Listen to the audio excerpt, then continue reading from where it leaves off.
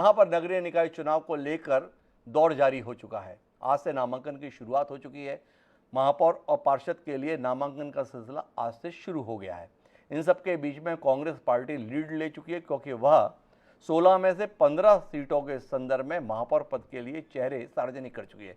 कमलनाथ ये फैसला ले चुके हैं, लेकिन भारतीय जनता पार्टी जो 9 तारीख को इस संदर्भ में बैठक कर रही थी, बैठक कर नहीं पाई।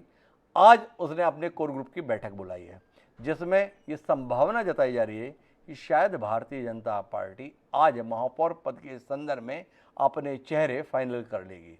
दिक्कत यह है भारतीय जनता पार्टी के पास कि अब सारी राजनीतिक दलों के लोगों को तो उसने अपनी पार्टी में जगह दे दी है, इसलिए कोई भी चुनाव होता है तो दावेदार के तौर पर चेहरे इतने ज़्यादा हो जाते हैं कि उनके बीच से एक चेहरा निकालना चुनौती होती है।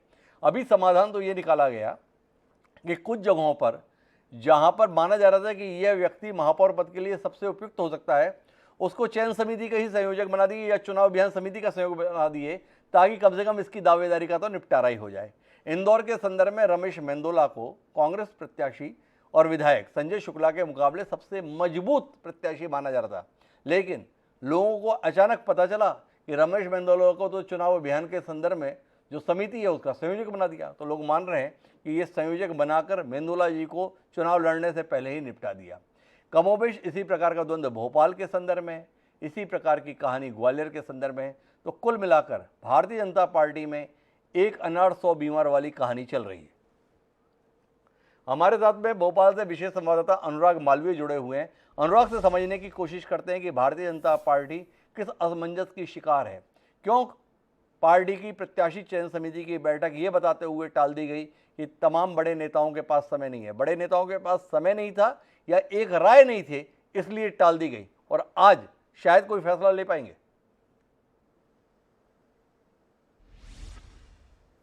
देखिए, बिल्कुल निश्चित रूप से जिस तरह से ये बैठक टली है, यही बता रहा है कि भारतीय जनता पार्टी की यहाँ स्थिति क्या है। और निश्चित रूप से जब पार्टी रूलिंग पार्टी होती है तो एक अनार 100 बीमार वाली स्थिति तो आई जाती है। दावेदार बहुत सारे होते हैं और बहुत सारे इन दावेदारों में बहुत सारे मजबूत दावेदार भी होते हैं, और जब ज़्यादा मजबूत दावेदारों की संख्या होती है तो पार्टी के लिए निर्णय लेना मुश्किल होता है। अगर हम देखें तो जिस तरह से बैठक टली है वो बड़ा कारण ये है कि अगर अलग अलग क्षेत्रों में अलग अलग नेताओं की बात करें, उनका अपना प्रभुत्व है। ज्योतिरादित्य सिंधिया की एंट्री के बाद में स्थितियां और ज्यादा बदली हैं और समर्थकों की संख्या और ज्यादा बढ़ी है बड़े नेताओं की। तो ये तमाम वो बातें हैं जो कहीं ना कहीं स्थितियां ये बनाती है कि भारतीय जनता पार्टी की कोर कमेटी की बैठक को सिर्फ टालना ही नहीं पड़ा।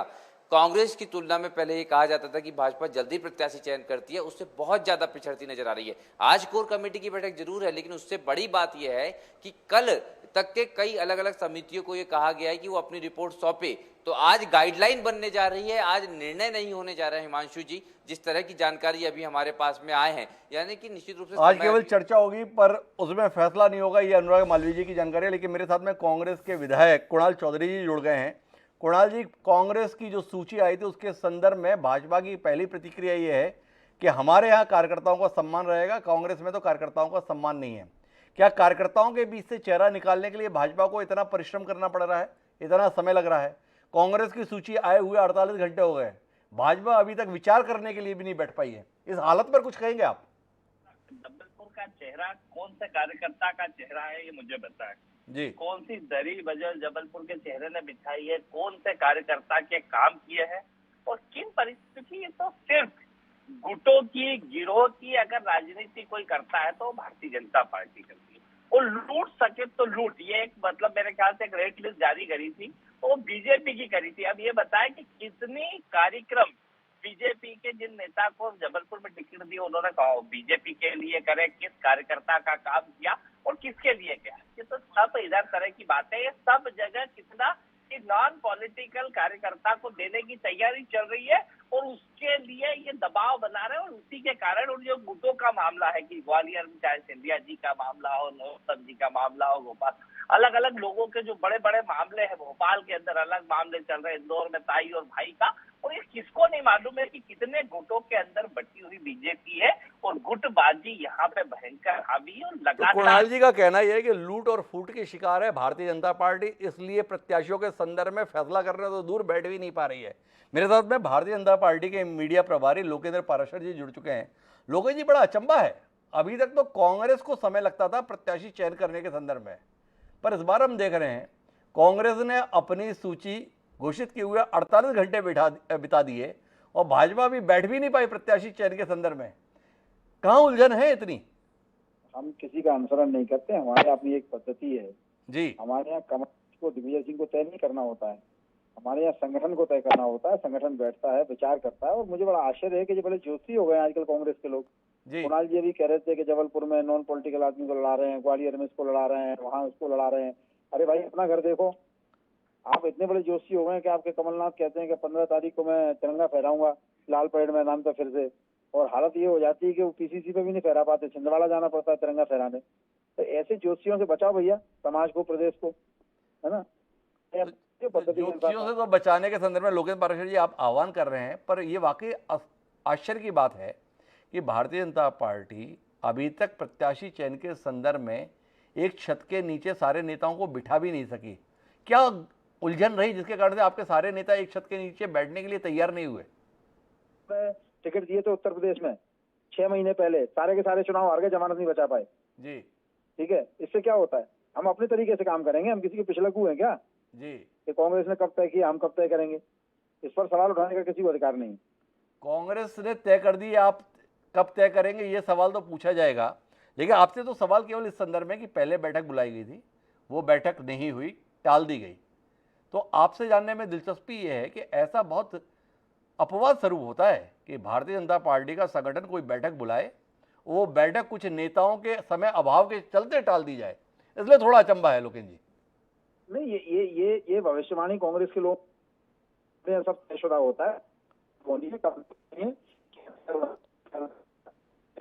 पूरा नहीं होता तो बैठक नहीं होती। तो लोकेंद्र जी, हम कब तक उम्मीद कर सकते हैं कि भारतीय जनता पार्टी अपनी व्यवस्था के तहत, अपनी रीति के तहत, अपनी नीति के तहत उम्मीदवार तय कर कर सार्वजनिक कर देगी? इसके संदर्भ में कोई आकलन आपके पास में है आधिकारिक रूप से?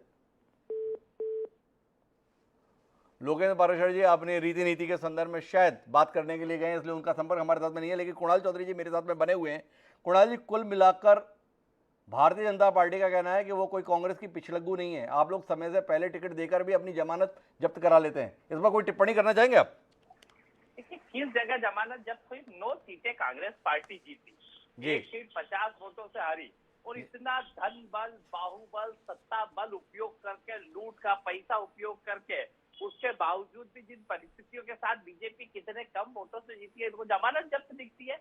थोड़े क्या है कि जिस तरीके से खरीदे हुए जनादेश की सरकार में जो अहंकार इनको आ चुका है, वो जनता इसका जवाब देने तय बैठी हुई है, और जनता इनको जवाब देगी। आज हालात ये है कि बीजेपी में ना कार्यकर्ता की पूछे, ना बीजेपी के कार्यकर्ता की। आज जो मंत्री बने बैठे हैं, जो कई समय पहले तक इनको गालियां देते थे, और उन्हीं के पीछे बैठे हुए स्पष्ट रूप से लूट सके तो लूट और झूठ की सरकार जो चल रही है। और कहीं ना कहीं मध्य प्रदेश के अंदर बीजेपी जो गुटों के अंदर बैठी, किसको नहीं मालूम है इंदौर में भाई ताई का झगड़ा, किसको नहीं मालूम है भोपाल के अंदर विधायक कितना दबाव बना रहे हैं, किसको नहीं मालूम है जबलपुर के अंदर राकेश सिंह जी और सब दलों का झगड़ा, ग्वालियर के अंदर किस तरह की स्थिति परिस्थिति चल रही है। स्पष्ट है, अभी ये सत्ता पे आएगी, सड़क पे आएगी, और जनता इन्हें सीधा जवाब देगी। तो कुणाल चौधरी जी को पूरी उम्मीद है कि भारतीय जनता पार्टी का अंदरूनी झगड़ा कांग्रेस के लिए फायदेमंद रहेगा। आपका बहुत बहुत धन्यवाद कुणाल जी। लेकिन कुल मिलाकर जो कुणाल जी ने टिप्पणी की है वो गैर जरूरी नहीं है।